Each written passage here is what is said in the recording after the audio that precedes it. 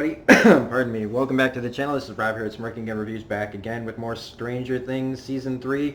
Expect these to be coming out in pretty quick succession today and maybe even possibly tomorrow. We're going to try to actually knock them all out today.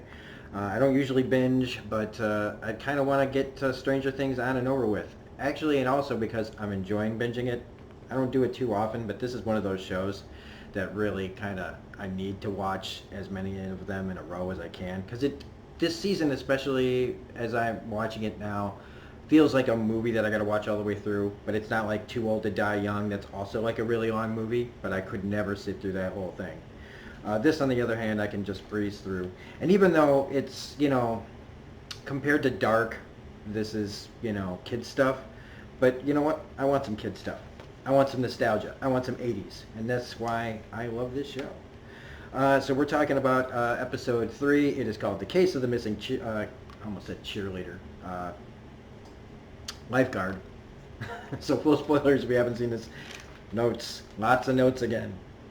And we open up with Max and Eleven, and they're gushing over like Tiger Beat type of magazines, and Ralph Macchio. But we get to see Max kind of talks her into using her powers to spy on the guys, and I thought this was great because it's so mundane. Everybody talks about superpowers and things, and what would you do? But a lot of people would just do things like this if you had the ability to. So she puts on the blindfold, and we get to see what teenage boys are like when no one's looking, which is exactly what it's like basically every scene when no girls are around. There's belching, there's farting. It's disgusting. We're gross. We're absolutely gross. But they do get some insight where Lucas tells Mike, stop asking logical questions. The girls are all emotion, not logic. So, it's where did he get all that information? Probably from his dad, right? So, but this is kind of like the friendly one that we do. We get to see a worse one later. Hopper comes home drunk. I love this. He busts in on Max and Eleven, thinking she's in there making out with Mike. And when he finds her with a girl, it's like most dads, like, oh, thank God. So he's all is right with the world. He doesn't even really care anymore, like, about what happened and how he got stood up. But then, the next day or whatever. But Max and Eleven decide to play Spin the Bottle, where she will use her powers to see whoever it spins on. And she ends up on Billy on the second try. And, well, we all know what's going on with Billy, but they don't. And so this will be, Eleven and Max's way into the overall story that's going on here. And yeah, just like you'd expect, it's creepy. And it's what's really, I was kind of like, oh shit, because this isn't Billy anymore. It's in Billy's body, the mind flayer. Except it's not acting like it was before. Or maybe it's just because they didn't get a chance to, I don't know. But I also really like how, and they've done it before, but I don't think I ever mentioned it on any other prior Stranger Things review. The way when Eleven goes into her head, it's like the movie Under the Skin with Scarlett Johansson. Even with the footsteps in the water, it's like, and that's great. I don't even care if they stole that from that movie. Like, that's a great way of showing her powers, and it's just really creepy and stark and surreal and very just artsy, and very just, a lot of shows probably would have put on like a big, bunch of glitz and glamour of around, going into somebody's head, but this just that stark blackness, showing how like there's nothing else that she is thinking of or hearing, just herself and the thing she's focused on. I really, really like that. Uh, but we see Billy doing some not too good stuff too. We're assuming the lifeguard from last episode. This is where we got now cut to Will trying to play D&D. He's got this whole thing. He's put a lot of work into it, and the guys. I don't want to like skip too far ahead, but the next thing that happens though is. Hopper and Winona, Hopper and Joyce and the Magnets. She's already all about that, but he wants to talk about how she got stood up and give her the speech about, nobody's been done this to me and everything like that. So we had 2 episodes where Joyce wasn't all freaking out, but now it's on because she's already over it. Anything that sounds weird, something that could hurt her family or whatever, again, you know, she's not going to let herself be the last one to know. She's going to try to get ahead of something for a change when she can. And she wants Hopper to go with her because she's telling him, like, the only people that could do this is the people at the, Department of Energy. And that leads you to go, well, if that's what's going on, if there's tens of millions of dollars, then the mayor's in on this shit. And who knows? Maybe he's not even American. Maybe he's Russian. Who knows? And it could, that correlates into our thing. Ooh, there's a few kind of on the nose moments in this show so far of like, the girl power stuff is a little bit in here, and we got a few digs I think at Trump in here, but I mean whatever. I mean I'm not gonna. I acknowledge that they're there. I don't really care that they're there. Do I wish they weren't? Yes. But I don't get to like just edit the shows, you know what I mean? Like I wish we could just go, okay, next time I watch that, I'm gonna cut that part out. Uh, but she's gone, man. She's like heading out up there with or without him, and I'm like kind of like looking forward to this because we're just cutting to the chase, right? Forget the fucking mystery, okay? There is a little bit like people trying to figure things out, but guess what? We're getting right to it. In this episode, this like season really starts to clip along. We are not waiting episodes and episodes and episodes to find out what's going on. Everybody's getting ahead of the game because 3 seasons in, everybody's just like, you know what? As soon as something doesn't feel right, we're going after it. And that's really, really refreshing. Happy screams. So Max is trying to explain orgasms to 11, and I don't think even Max understands it. And that's why she says, I'll just let you borrow my mom's Cosmo, because they're talking about Billy, of course, who just is a fuck machine apparently, and makes all the girls scream all happy. I guess, yeah, whatever. I was going to say some like kind of snide shit, but whatever. Gag me with a spoon.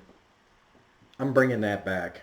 I haven't heard that term. I mean, I say a lot of like 80s terms, like everybody says awesome, but like I say a lot of 80s shit, but I forgot fucking gag me with a spoon.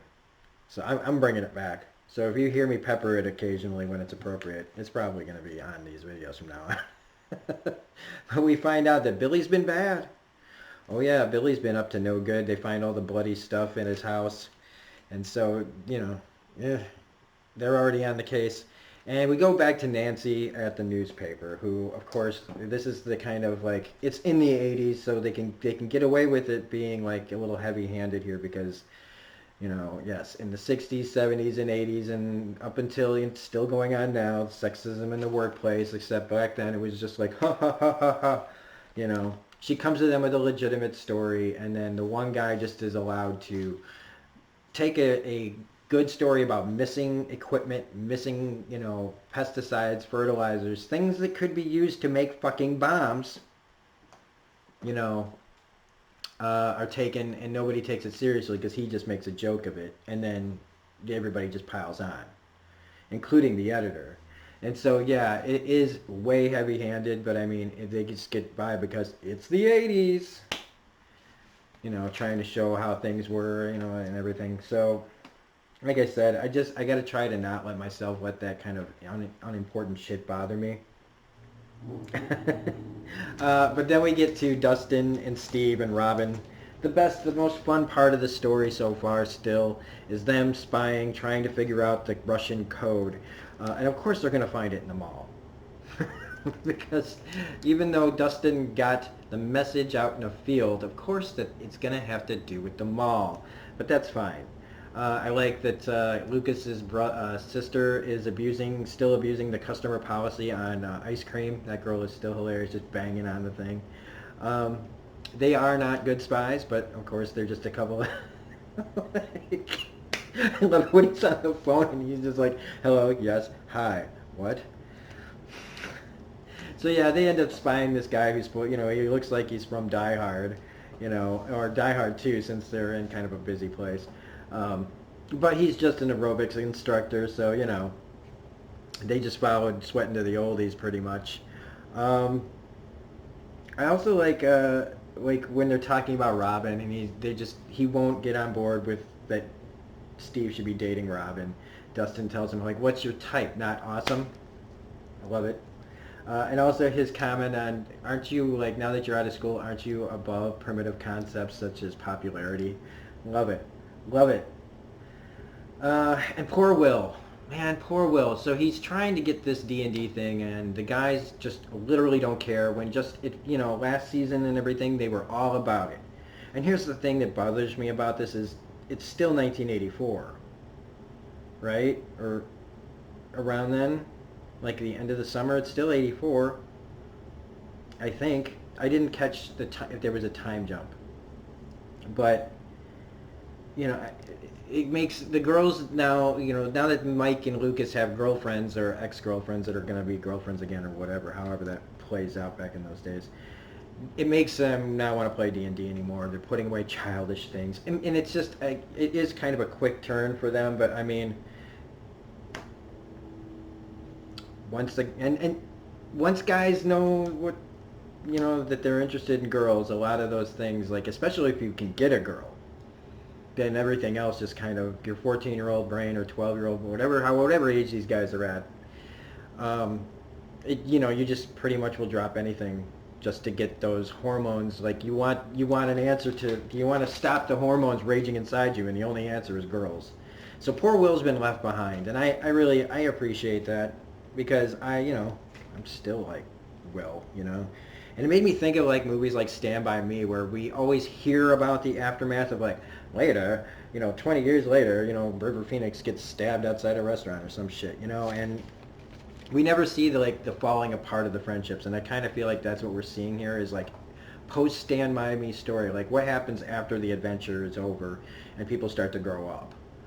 And even though there's another adventure going on, it's just everybody's starting to handle things differently as they get older and their interests change. But Will, he missed the adventures. He's there at the beginning of the seasons and stuff, but like he's always been in a coma or sick or in the upside down, while everybody else is running around in their adventures. They're growing up and and he's been not a part of it, and he's still feeling the way that he feels because he didn't experience what they experienced and kind of got them to grow up a little and see things, and he's still wanting to be a kid. And I can appreciate that, because everybody else is acting so grown up when they're so not. And when they tried to like tell him that they'd play with him, like, oh hey, no man, we're totally gonna do it, it's like I would have just been like, sit on spin, man, just leave. But he just goes, he leaves. And I feel really bad for Will, because, and especially like the actor and the character, man, like they really haven't gotten much to do. And now Max and Eleven are trying to find Heather, so she puts on the blindfold again. She sees the red door. I was gonna make an inappropriate Kevin Spacey joke there, but nope.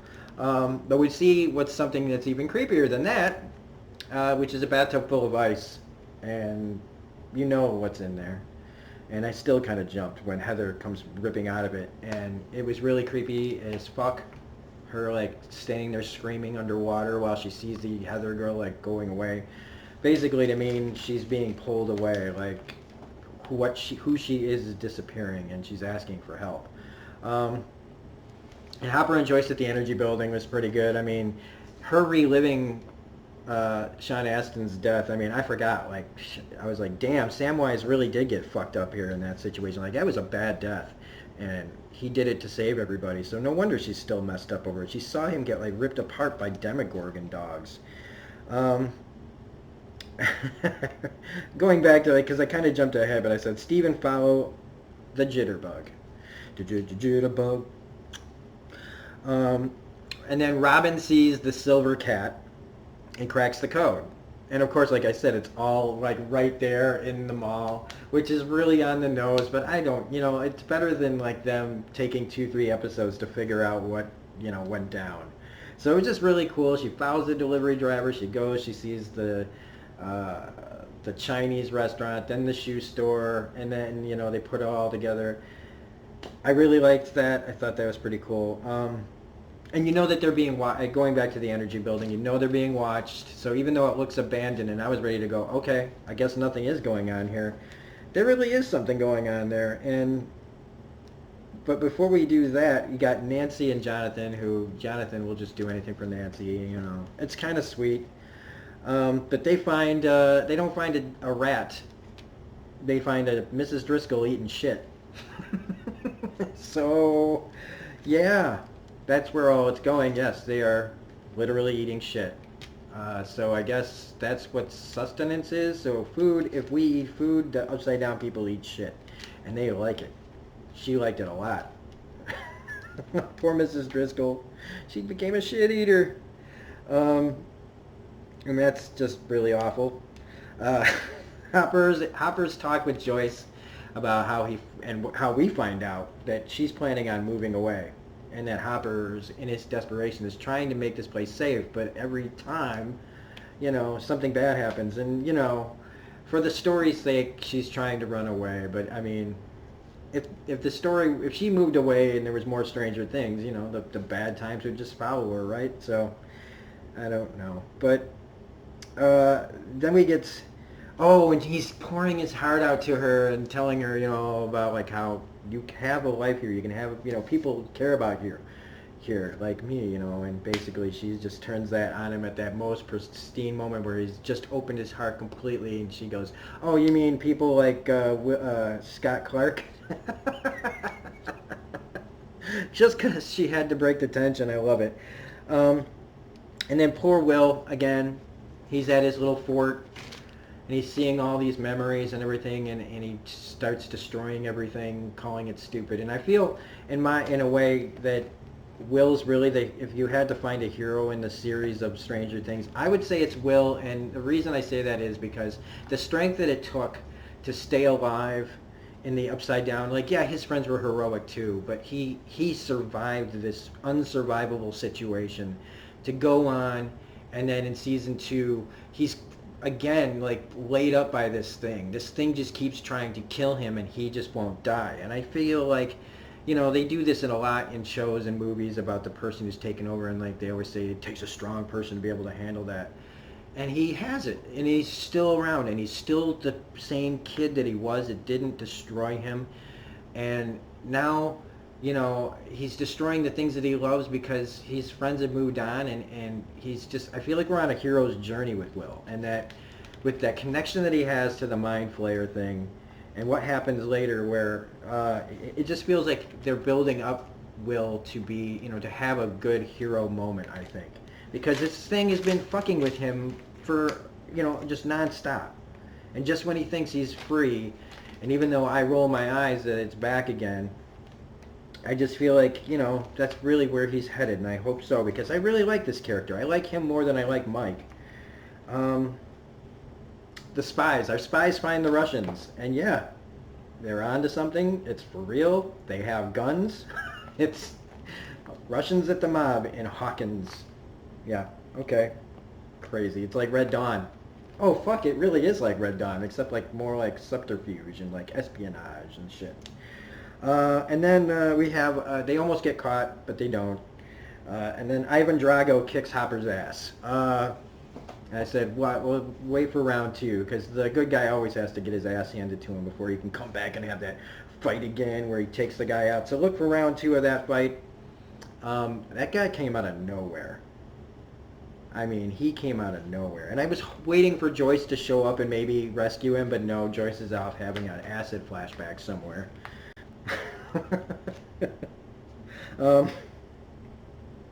Eleven and Max find Heather's house to find that Billy is there being all sorts of extra creepy.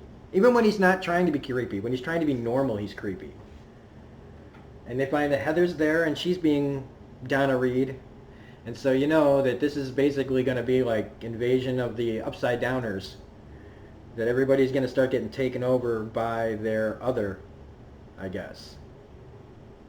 Unless it's one big hive community. But I mean, they showed that there were people there.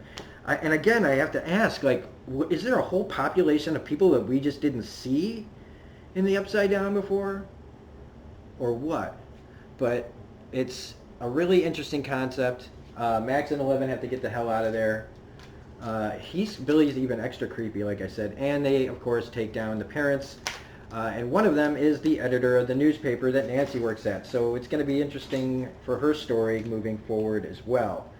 And then we find out that Billy / the Mind Flayer is remembering 11 a little bit. And also he's remembering her as the one who stopped him. But then that also, him doing that has Will, the connection with Will, saying that he's back. And at least it's not in him, which is what I thought was about to happen. And if that had happened, I'd have been like, you know what? I'm going to watch you, show, but I won't have my heart in it. And thankfully, that's not what they did. Thankfully, it means that Will can maybe do something this time around. And yeah, but that's it. And that was another incredible episode that was really clipping, gave us so much. Nothing is slowing down. I love that. And so if you liked this review, please hit the like button, comment, share, subscribe. If you're not a subscriber, please subscribe to the channel. Otherwise, this is Rob at Smirking Gun Review saying we'll be back with episode 4 probably within the next couple of hours. So have a great day, and we'll see you next time.